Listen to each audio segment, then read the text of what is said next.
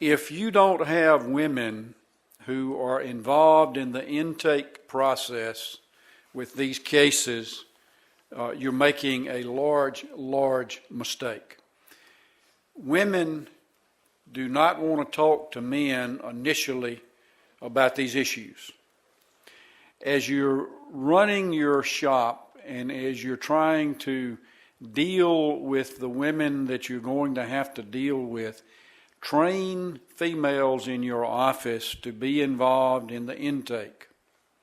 In my office, we have 2 female lawyers, 3 nurses, and 1 senior paralegal, all are females, and all have been trained to understand what is going on with these women and to talk to them. A typical intake interview will take 3 to 4 hours in my office. And by the time you get through, my senior paralegal says that she has learned everything that has happened between the knees and the navel in that woman through her entire life. But something else that we have learned in our experience here is that some of the social issues and side issues may be as important in these cases as the physical issues are. There are psychological issues that may or may not be related to the mesh, but they do impact the cases. So as you're going through your work, you're taking on, ladies and gentlemen, extremely serious cases. These are not simple cases, and frankly, they are not easy cases.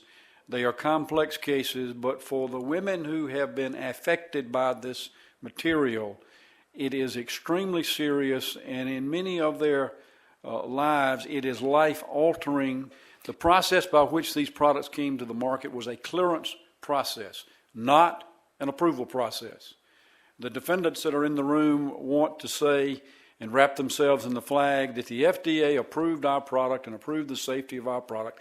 That's absolutely untrue. It has not been approved. It has been cleared for marketing. And that's another aspect that you'll learn in these cases. The marketers control the companies.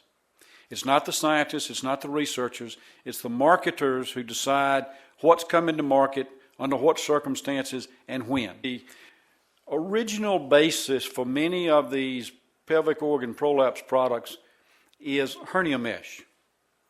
Now let's think about that for just a moment. The hernia, and the areas of the hernia are totally different than the pelvis. Every woman in this room would shake their head and say, that's absolutely right. There's nothing similar in the pelvis to what is in the abdominal area or areas where you use hernia mesh. But what the companies did, and we'll be able to prove this, is they generally took hernia mesh and they said, hey, all these statistics that various people have talked about today, the numbers of people who've had mesh utilized, or not utilized at that point, but the number of women who have incontinence or they have prolapse are staggering. It's a great area to market. So let's create kits, let's get mesh so that it can be used in the pelvis. There was no real research done by the companies to look at what is vitally important, and that is the dynamics in the pelvis compared to the dynamics that the mesh is designed to handle. The mesh was designed to deal with hernia and the forces that exist to keep things from protruding through the abdomen. But it was also designed to go into a much thicker muscular structure which did not have motion such as you have in the pelvis.